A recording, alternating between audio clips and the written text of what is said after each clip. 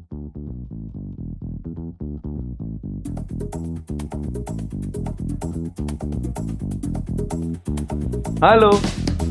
Halo. halo. Iya, halo. Selamat sore. Gimana? Aduh, kembali lagi ini ada. Gue panggil ibu apa mbak nih? Aduh, nggak bisa nama aja ya.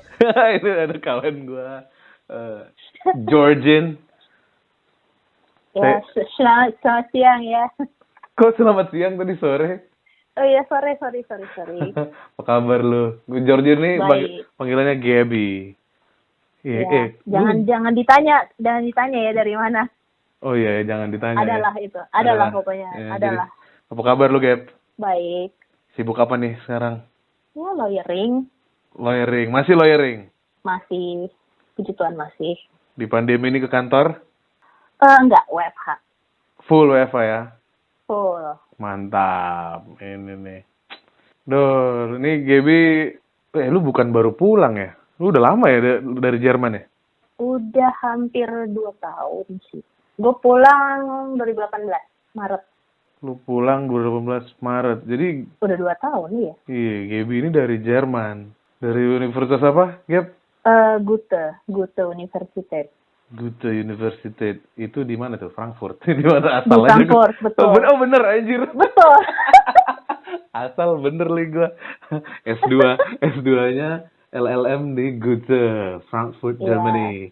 S1-nya sama gua. Hukum Sama. UI. Oh, kirain nggak mau disebut. Sebutlah. Masa nggak Sebutlah. Kenapa nggak disebut? Udah 2 tahun lo ya. Lah, iya. Lu pengalaman kerja berapa lama tuh ke Jerman dulu tuh? Waktu itu gue ke Jerman udah kerja 3 tahun. Dari 2013. Iya, 2013 pertengahan deh. Akhir-akhir. Terus kenapa? Gue mulai kerja 2013, terus 2016 gue berangkat. Oh. Terus kenapa ke Jerman, Bu? Lu harus bisa bahasa Jerman dong. Nah, jadi tuh kalau ke Jermannya kenapa? Karena kenapa ya? Kayak sebenarnya alasannya agak simpel sih. Karena ke Belanda terlalu mainstream.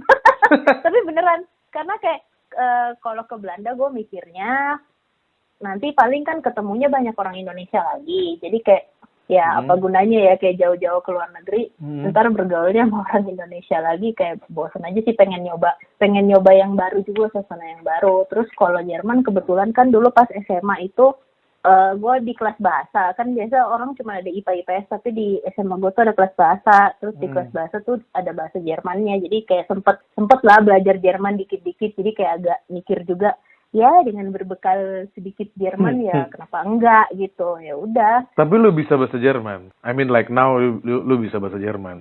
Enggak. Ya makanya lu hidup di Jerman juga, gimana, Bro? Gue juga nyari kampusnya tuh yang ini, yang di apa, mata kuliahnya pokoknya pelajarannya tuh dalam Inggris gitu, disampaikannya pakai bahasa Inggris. Makanya pilihannya sebenarnya nggak banyak. Jadi pilihannya kalau nggak salah waktu itu cuma 2 deh. Untuk yang LLM ya, yang hukum. Soalnya banyak kan hukum pasti pakai bahasa Jerman sih. Jadi pilihannya waktu itu cuma di Berlin sama di Frankfurt. Okay. Tapi yang di Berlin waktu itu gelarnya bukan LLM, karena dia bisnis sebenarnya, bisnis law. Jadi gelarnya kalau nggak salah MBL deh. Nah terus kan takutnya kayak takutnya balik ke Indonesia MBL kurang menjual gitu kan, kayak apaan nih SH terus S2-nya MBL. Jadi kayak ya udahlah yang LLM aja. Nah yang LLM tuh di Frankfurt gitu. Oh, I see. Tapi lu sehari-hari sana bahasa Jerman sehari-hari lu? Iya, kalau buat mesen makan sih bahasa Jerman. Gue masih bisa kalau mesen makan. Jerman tuh ini kan nggak banyak yang bisa bahasa Inggris kan? Iya. Kalau Belanda banyak kan yang bisa bahasa Inggris? Iya, Belanda kayaknya semua orangnya lebih terbuka juga, kayak orangnya lebih nerima juga kalau orang bahasa Inggris tuh di waro gitu, ditanggepin. Kalau di Jerman di daerah tertentu tuh mereka ngerti sebenarnya. Cuman mereka memilih untuk nggak nanggepin gitu kalau lu pakai bahasa Inggris. Gue inget banget waktu itu di Munich, di Munchen. Munchen tuh di Jerman juga kan? Di Jerman, cuma dia tuh kan di daerah selatan tuh, daerah Bavaria. Nah itu tuh kayak daerah yang dibilang kayak Jerman totok gitulah. Nah mereka tuh ini banget, kayak bangga banget dengan bahasa Jermannya. Dan jadi waktu itu gue ke toko umum gitu, maksudnya kan kayak kalau toko misalnya yang merek-merek terkenal ya kayak Gucci atau apa gitu kan sebenarnya turis bakal datang, jadi orang kan harusnya bisa bahasa Inggris ya. Nah gue ngomong bahasa Inggris dikacangin gue. Dikacangin ini pura-pura nggak denger atau diliatin doang? Diliatin doang. Tapi dia ngerti, diliatin doang, ditatak doang gitu. Kayak gue yang oh iya sorry deh. Terus akhirnya lu pakai bahasa Jerman? Enggak, gue pergi aja. Gue males. Aduh, lu dasar. Lu jadi di sana apa jurusannya? Hukum apa? International Finance Law. International Finance Law. Tapi literatur lu baca bahasa Jerman bisa dong. I mean kayak mentranslate Jerman to Indonesia or Jerman to English bisa dong. Jadi tuh kalau buat kuliah ya sebenarnya buat kuliah itu Jermannya tuh harus levelnya C1 apa C2 gitu kalau nggak salah. Gue tuh les tuh cuman sampai B1 waktu itu. Jadi sebenarnya masih jauh. Cuman kan jadi di Jerman di Frankfurt itu rupanya banyak pendatang. Kita pas orientasi dikasih tahu lah di Frankfurt tuh karena dia kayak kota bisnis. Jadi dia kayak New Yorknya gitu kalau di Amerika. Karena dia kota bisnis, kebetulan bursa efeknya juga di situ. Jadi emang kota pusat financial gitu. Nah itu banyak pendatang. Jadi dia lumayan banyak yang pakai bahasa Inggris. Terus di Jerman itu kan dia kan bagian dari Uni Eropa ya. Jadi di Uni Eropa itu peraturannya dia banyak pakai peraturan Uni Eropa lah gitu intinya EU regulation gitu. Nah itu EU regulation kebetulan available dalam banyak bahasa. Jadi karena emang anggotanya 28 negara, jadi kayak peraturannya itu secara resmi dibuat dalam banyak bahasa termasuk bahasa Inggris. Jadi kayak gue waktu magang di sana pun atau kalau kayak pas belajar pas kuliah ya udah langsung aja baca yang terjemahan bahasa Inggrisnya karena kan itu resmi juga ya dan itu peraturan yang berlaku. Jadi kayak kita tetap bisa belajar, nggak harus pakai tahu bahasa Jerman. Ya tahu gue benar-benar EU regulation kebanyakan dikeluarin di versi bahasa yang major di sana kayak Prancis, Spanyol, Jerman, Inggris gitu kan. Benar. Sebenarnya ada buat semua bahasa. Jadi kan anggotanya juga banyak yang Eropa Timur gitu kan. Itu juga ada versi bahasanya. Cuman ya enaknya gitu peraturannya kan berlaku untuk semua negara. Jadi kayak kita baca yang Inggrisnya juga cukup karena toh itu juga bisa dipakai gitu. Jadi sebenarnya lu nggak butuh bahasa Jerman karena memang peraturannya sendiri yaitu multi language karena peraturan EU. Terus gimana Bu di sana? Di sana seru lah bisa. Ada teman orang Indonesia ada? Satu doang di angkatan gue cuma satu doang. Maksudnya satu itu cuma lu? Cuman gue sama satu orang lagi, jadi berdua totalnya. Orang Jakarta juga dia? Bukan? Iya, anak UI juga, cuman dia kayaknya angkatannya jauh deh, angkatan 2001-an gitu ya, 2001 deh kayaknya. Jadinya harus mingle gue karena si yang orang Indonesia satunya lagi ini dia ya udah married kan, jadi istrinya juga ikut gitu ya. Kadang-kadang jalan sih bertiga atau kalau misalnya jalan sama istri. Dia cowok. Cuman kayak ya sehari-hari ya gue mesti nyari yang seumuran sama gue lah buat kemana-mana. Dan preferably yang bisa bahasa Jerman. Iya, masa jadi nyamuk lu kan, males juga kan. Betul. Tapi di sana dapat juga dong teman-teman yang non Indonesia. Dapat lah. Rata-rata orang Jerman atau orang mana rata-rata? Orang yang banyak tuh somehow orang Yunani. Orang Yunani banyak. Iya, di angkatan gua. dari... Mereka banyak, terus agak ngegeng juga. Aduh, gua jadi ngomongin orang.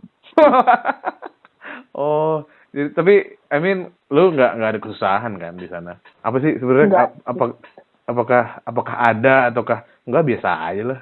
Kayak nggak ada nggak ada kendala. Kayak gue di sana belajar juga. Tujuannya belajar bukan buat bergaul gitu. Gimana sih? Kalau misalnya di pelajaran sih nggak terlalu ada kayak kendala atau gimana gitu. Di keseharian juga nggak terlalu lah, paling ya dibawa asik aja. Toh kan juga kuliahnya nggak terlalu, gue nggak tahu kenapa ya. Gue kan waktu gue kuliah di Jerman banyak juga kan yang lain bersamaan, maksudnya banyak anak-anak yang di mutual gue tuh pada kuliah di luar negeri juga kan. Terus gue sering lihat gitu, mereka tuh tiap hari kayak sering ngumpul di perpustakaan, ngerjain tugas gitu. Gue ngeliat story mereka itu sambil gue leyeh-leyeh di kasur gitu. Gue juga kayak agak bingung nih kampus gue yang kurang ngasih tugas apa gimana ya. Asli gue jarang, seingatan gue tuh jarang banget gue nongkrong di perpus. Maksudnya ya oke lah perpusnya nyaman apa gimana ya, cuman gue juga kayak jadi mikir apa tugas gue yang kurang apa kenapa ya, kayak anak-anak yang lain tuh tiap hari ngepostnya di perpus, ngerjain tugas bersama-sama sampai malam. Gue kayak Antara lu pinter banget gitu lu juga nggak tahu. Iya, gue juga jadi bingung, ini yang salah gue apa kampus gue. Atau apakah bagiku mudah bagi mereka susah gitu kan. Apakah cuman gue yang nggak peduli ini gitu, atau gue yang menyia-nyiakan hidup gue di sini apa gimana? Tapi ilmunya bagus dong dari Jerman. Iya, dapat. Iya Gitu kan dapat. International Finance Law ya bagus lah. Lumayan. Ya dapat kebetulan dapat kesempatan magang juga, jadi ya itu juga puji Tuhan lah, pengalaman. Networking juga udah jalan lah, ada dapat lah pasti. Ya dapat lah di LinkedIn, jadi temennya nggak dari Indonesia semua, anjay. Terus kenapa lu balik? Kenapa lu nggak lanjut di Jerman? Kenapa ya? Jadi sebenarnya sih, soalnya gue mikirnya waktu itu gue nggak akan bisa bersaing kalau di Jerman. Jadi kan dapat magang sih magang, dapat. Cuman kan biar bagaimanapun kalau mau kerja di sana sebagai lawyer ya, maksudnya lawyer yang berpraktek gitu-gitu kan, tetap mereka nyarinya yang S1-nya dari Jerman atau minimal dari negara Uni Eropa yang lain. Tunggu, gitu. Jadi Jerman sama Belanda civil law kan? Civil law kok. Berarti lu S1 lu diakui nggak di sana? Eligible nggak gitu? SH di Jerman atau Belanda? Eligible dalam artian gimana nih? Kayaknya enggak. Eligible tuh maksudnya kayak kalau di Australia tuh SH nggak diakuin karena mereka common law. Jadi lawyer dari non common law countries itu harus ambil LLB yang common law. Berlaku juga buat lawyer dari let's say Germany or Belanda, nggak diakui di sana. Dia harus ngambil LLB yang common law. Nah, gue kira nih jangan-jangan kita diakui nih di negara civil law. Nggak juga ya? Enggak. Sayangnya enggak. Berarti iya. Lu harus S1 lagi dong kalau lu mau berkarir di sana ya. Nah iya, jadi kayak ibaratnya mau sejauh apapun gue di sana gitu ya, mau gue magang atau gue kerja, gue nggak akan pernah jadi lawyer gitu di sana. Paling kayak jadi terakhir tuh gue kerja juga, jadi statusnya ya cuman paralegal aja, cuman bantu-bantuin riset gitu-gitu loh. Jadi gue kayak untuk berpraktek yang beneran advice klien, yang mewakili klien gitu ya pasti nggak bisa. Jadi maksud gue kayak ya ngapain ya, masa gue buang waktu, maksudnya cuman buat jadi paralegal seumur hidup gue kan agak males juga. Jadi makanya gue ya memutuskan ya sebaiknya sih emang balik aja berkarir di sini.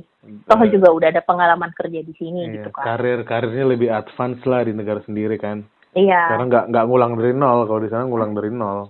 Oh itu juga berarti salah satu alasan lu balik ke Indo. Terus balik di Indo, gue jadi kawan-kawan pendengar gue juga udah lama ngobrol sama Bu Georgine ini kan. namanya juga podcast Sapa Kawan ya. Gue sambil podcast sambil gue sapa nih kawan-kawan gue. Emang nyari kawan-kawan yang sempat dikira hilang gitu ya. Iya. Kayak nih orang masih hidup nggak ya? Gue coba sapa dulu nih. Iya, di mana nih gue sapa dulu dah, gimana nih kabarnya? Jadi lu gimana balik ke Indo? Gimana tuh langsung kerja, buka kantor atau gimana? Jadi kan ya balik lagi kan, terus apply lah ke law firm lagi. Nah kebetulan tuh 3 bulan agak mandek dalam artian kayak nggak ada yang manggil. Tapi emang pas pulang juga gue nyadar kayaknya dari segi posisi emang agak sulit ya, agak sulit dalam artian kan pengalaman 3 tahun, 3 tahun kalau mau dimasukin misalnya nih law firm, gue mikirnya pertimbangannya kalau mau langsung dikasih posisi yang kayak senior associate kayaknya kurang. Junior kalau junior overqualified udah senior. Iya. Jadi emang kayaknya posisinya tuh nanggung gitu. Jadi mungkin merekanya juga bingung kalau mau diterima juga ditaruhnya di mana enaknya, karena kan nggak mungkin gue ngulang setara dengan yang fresh graduate, walaupun kan fresh graduate-nya S2 gitu, cuman kan ya aneh lah ya, makanya posisinya serba nanggung, jadi kayak emang susah gitu sih. Nah, pada akhirnya lu gimana? Buka kantor atau gimana? Nah, jadi kebetulan pada akhirnya di approach, dan jadi kan gue juga masih keep hubungan yang baik dengan law firm yang sebelumnya kan. Jadi sebelumnya yang di tempat gue kerja sebelumnya, karena toh juga gue waktu itu mau S2 ya izin baik-baik gitu, jadi resignnya bukan karena alasan pindah ke tempat lain atau kayak karena ada masalah atau gimana, jadi emang izin karena mau S2 gitu. Akhirnya keep contact, ya kan? Lu sini lagi aja gitu. Iya, jadi kayak gue juga intinya kan bilang, maksudnya gue juga memberikan gue juga bilang lah kalau ya gue balik ke sini juga masih mau, nggak apa-apa, karena ya kan pengalaman gue bagus ya di tempat itu, jadi ya itu gara-gara kan gue nggak keluar dengan masalah gitu kan, gue nggak kayak karena ada isu terus gue resign, jadi ya resign baik-baik, jadi ya no problem, balik juga nggak masalah. Akhirnya lu sampai sekarang masih di situ? Jadinya di situ. Oke. Nggak usah, nama law firm-nya nggak usah disebut lah ya. Ada di Jakarta. Di bilangan Jakarta. Jangan ketahuan langsung. Aduh. Di depannya ini. Tapi udah ya, jangan ntar kepancing ya. Ntar keterusan. Tapi itu ya nggak cuma lu sih, memang ada beberapa yang ada teman-teman gue juga yang benar agak sulit di Indonesia untuk menerima lulusan S2. Karena nanggung itu kali ya. Karena nanggung dalam artian kalau dia dosen dia S2, ya udah dia balik jadi dosen, atau dia PNS S2 ya balik dia lanjut PNS di biaya negara kan. Tapi kalau kayak bisnis, marketing, hukum memang agak susah karena lu harus balik, lu di posisi junior lu overqualify, di posisi senior mereka juga we need to see gitu kan. Iya. Ya, itu mungkin di beberapa negara juga kejadian lah. Tapi yang lucunya, seingat gua lu dulu waktu kita masih kuliah, lu pengen jadi sutradara. Pengen jadi sutradara. Kenapa lu jadi lawyer, men? Ya, itu kok lu masih ingat sih, gue salut loh, lu masih ingat. Gue inget dong kawan-kawan gue. Ingat ya, tapi emang sih dulu emang pengennya jadi sutradara, cuman kayak orang tua tuh sempet bilang, udahlah yang kayak gitu nggak usah disekolahin, kayak udahlah jadi hobi aja gitu. Ya, mengikuti saran yang membiayai kehidupan gue waktu itu ya. Jadi kayak ya udahlah kayak dicoba aja dulu, kenapa enggak, ya kan kebetulan lulus juga gitu kan. Tapi ya di sisi lain ya bangga juga lah, ada jualannya juga lah. Maksudnya toh gue juga kerja ya maksudnya lawyering gitu, bisa kerja, bisa S2. Gue jadi lu bikin gue teringat waktu gue interview kerjaan deh, gila nih gue waktu interview kerjaan dulu waktu baru mau masuk kerja ya, baru lulus ya. Ada yang nanya gitu kayak kamu dulu ikut organisasi mana? Karena kayaknya yang interview orang FHUI juga ya, alumni ya. Terus gue bilang lah Perfilma. Terus dia nanya, oh nggak ikut organisasi yang lain? Adalah organisasi lain yang tidak perlu kita sebutkan namanya.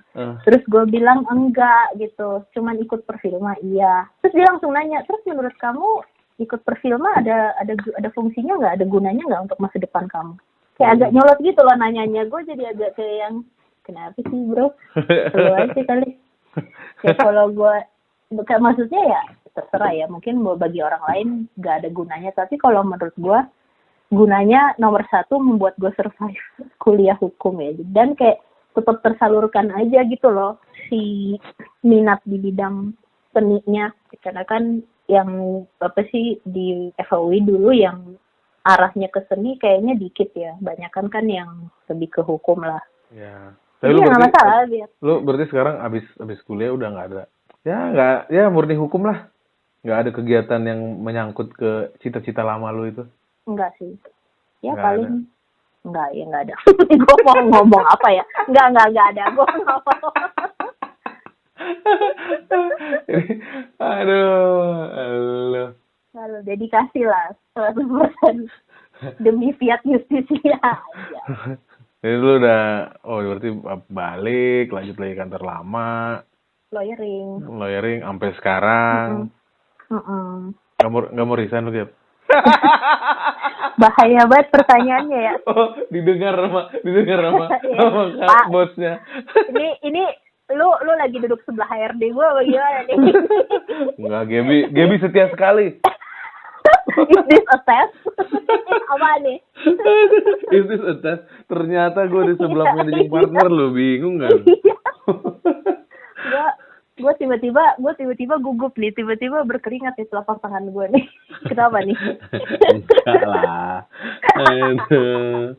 Jadi gimana perbedaannya setelah lu balik nih? Kan lu kan murni Indonesia, terus lu S2 ke Jerman, balik lagi. Ada nggak sih perbedaannya? I mean, kayak ya beda ya. Gua abis balik dari Jerman, gue sadar ternyata selama ini kerjaan kita tuh jelek banget gitu. Apa gimana? Apakah ada Apa ya? atau nggak ada gitu? Kalau yang sadarnya sih ternyata semirip itu hukum kita dengan hukum di Jerman. Jadi kayak emang ibaratnya sesama civil law tuh emang sama lah akarnya. Walaupun emang kelihatan kayak kalau di Jerman tuh lebih, di Eropa lah mungkin ya, lebih berkembang, bukan lebih berkembang ya, lebih sering diupdate aja.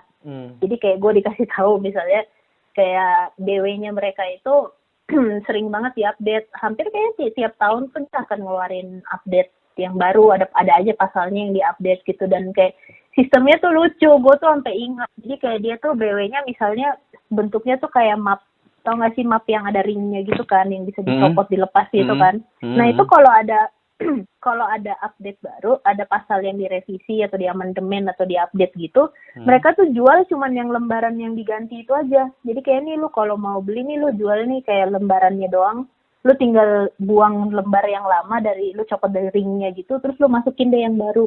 Kayak gitu, jadi kayak rapi gitu, lucu aja sih. Kenapa nggak lu print sendiri gitu ya? Di sana nggak boleh kan gitu misalnya kan lu, jadi kayaknya lu beli bentuknya udah kayak gitu, yang ringnya yang memang udah bisa dicopot, jadi kan praktis ya, lu kayak tinggal beli yang tambahannya aja, lu kagak harus ngeprint ulang lagi semuanya. Bisa juga lu ngeprint satu lembar.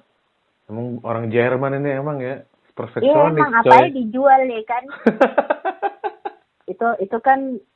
itu kan pandangan yang sangat Jerman ya, dijual terus beli lagi. Kalau pandangan lu tadi kayaknya pandangan yang sangat barel sih. Iya. Itu emang kultur barel kayak gitu ya. Jadi barel itu balik rel. Dulu ada fotokopian balik rel dekat Fakultas Hukum UI.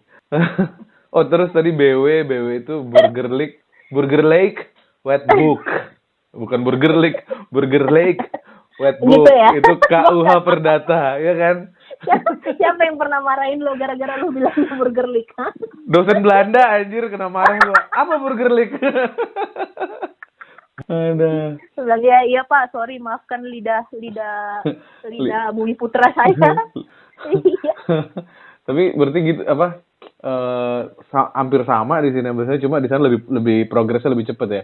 Iya, Terus sama-sama sivil lo, berarti mereka harus sidang paripurna juga dong. Gue nggak tahu ya, gue nggak sampai situ ya soalnya kan. Gimana sih? Gue kan finance law dong. Oh iya. Oke. Sebenarnya tuh terus enaknya juga sih yang finance ya, karena kayak finance kan nggak terlalu nggak terlalu spesifik ke satu negara gitu loh. Jadi bisa emang bisa cuman pakai EU regulation, karena kan sebenarnya karena mereka pakai peraturan EU nggak berarti peraturan yang lokalnya hilang, tapi karena kayak keuangan itu finance gitu-gitu sesuatu yang kayak levelnya diatur di EU secara umum, nggak yang terlalu spesifik, jadi ya udah berdasarkan peraturan EU aja. Oh terus struktur undang-undangnya tuh juga mirip sama, jadi kayak struktur undang-undang EU tuh mirip banget sama Indonesia, jadi kayak bacanya lumayan gampang sih. Kalau itu Bu, saya tahu itu bukan mirip Bu, kita yang nyontek mereka kayaknya. Iya sih, iya. Itu kita nyontek, itu kita mengadaptasi gitu ya kan. Gue sering nemu tuh peraturan kayak gitu. Kok sama dengan peraturan di negara ini? Oh nyontek. Oh iya. Oh ini tapi pendapat pribadi ya kawan-kawan pendengar. Ini belum tentu benar. harus ini dulu ya, daripada yang tersinggung kan. Siapa tahu yang denger tuh orang pembuat undang-undang. Iya, bahaya lagi ketahuan. Ketahuan lagi anjir. Ketahuan dia dulu waktu S2, S3 ngambilnya komparatif law kan. Dia compare aja. Ada yang tersinggung nih kayaknya. Tapi yang di-compare formatnya gitu ya. Nanti kok fontnya sama gitu. Omnibus law itu juga niru kok. Gila berat banget nih. Berat, obrolannya jadi omnibus law. terlalu berat. Jangan. Jangan. Terlalu berat. Dengar tanggal 13 mau demo lagi. Gimana tuh? Jangan dibahas di sini dong. Aduh, bahaya nggak ya teman-teman, kita nggak tahu apa-apa terkait hal itu. Bin, tolong jangan ada tukang bakso di depan rumah saya. Bener juga loh, gue jadi pengen ngecek keluar dulu nih, tiba-tiba ada tukang sapu kok banyak. Kok banyak tukang sapu, kok banyak pasukan oranye. Iya, kok tukang sapunya banyak, terus semuanya megang HT itu kenapa gitu. Ada HT, kan? Ini pasukan oranye pegang HT gimana? Terus dia lupa, dia bawa gerobak bakso, masih pakai baju oranye. Bapak jualan bakso pasukan oranye, Pak. Oh, salah peran. Tadi saya buru-buru dikirim soalnya tadi belum sempat ganti. Iya, gitu ya, ketahuan. Aduh. Ketahuan deh ya, Kijang 1 deh. Tapi overall I mean itu useful lah. Ilmu dari luar sana useful kan. Kayak gue. Ya, lumayan useful sih. Kayak gue juga sebelumnya kan podcast sama Iksan. Baru pulang dari US, dari UPenn. Aga mau ke Aga mau ke UPenn. Aga, iya, kapan? LL nama kerennya LL mau ke UPenn. Iya, jadi tahun berapa ke UPenn-nya? Harusnya tahun ini cuma gara-gara pandemi jadi tahun depan. Oh. Iya. Ya mudah-mudahan pandemi cepat berakhir lah. Lu gimana? Ada pesan-pesan nggak? Ini kita ada di penghujung acara. Ada pesan-pesan nggak kepada kawan-kawan pendengar? Apa ya pesan-pesannya ya? Kalau pesan-pesan ya sekali-kali ada junior kita yang dengerin nih. Pesan-pesannya mungkin itu kali ya. Jadi kayak kan tadi lo juga udah meng-highlight kayak kenapa gue milihnya di Jerman. Jadi kayak ya kalau teman-teman ada yang mau kawan-kawan, sorry ya.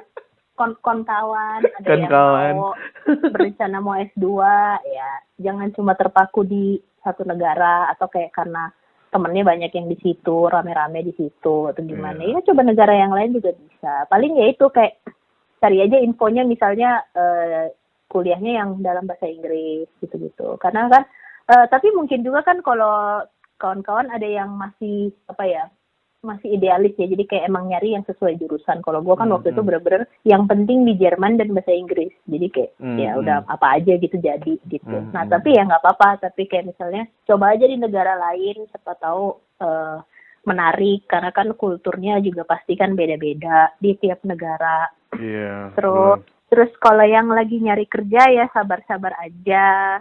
Gue aja yang dari gue dan beberapa orang lain ya kalau yang dari lo cerita juga tadi banyak juga yang pulang dari habis S2 nggak langsung dapat kerjaan karena ya namanya juga serba susah dan kayak banyak pertimbangan lah orang juga yang mau nge-hire kan pertimbangannya banyak nggak cuman ngelihat gelarnya gitu. Jadi kayak jangan berkecil hati, sabar-sabar aja, mungkin dapat yang terbaik. Terus ya di masa pandemi ini tetap kenakan masker aja gitu pesan masyarakat. Pakai masker dan di rumah aja. Pakai masker, jaga jarak dan jangan lupa hashtag di rumah aja. Di rumah aja. Pesan ini ya pemerintah ya. Iya, pesan pemerintah ini gara-gara Kijang 1 tadi. Kijang 1 tadi nih. Iya. Kita harus menarik hati mereka lagi nih. Bahaya. Gimana Pak? Udah bener belum Pak? Ini ada sebelah gua nih kayaknya nih. Gimana Pak? Udah bener belum Pak? Udah. Thank you. Lagi didengerin ya mereka. Iya makanya. Sekalian aja kita tanya gitu kan. Gimana Pak? Udah bener ya? Udah bener Pak ya? Udah ya, Kijang 1 ya Pak, aman Pak, siap aman Pak. Ya udah, kalau gitu thank you banget Gem udah meluangkan waktunya. Kawan-kawan semua, kembali lagi di podcast Apa Kawan berikutnya. Bye bye.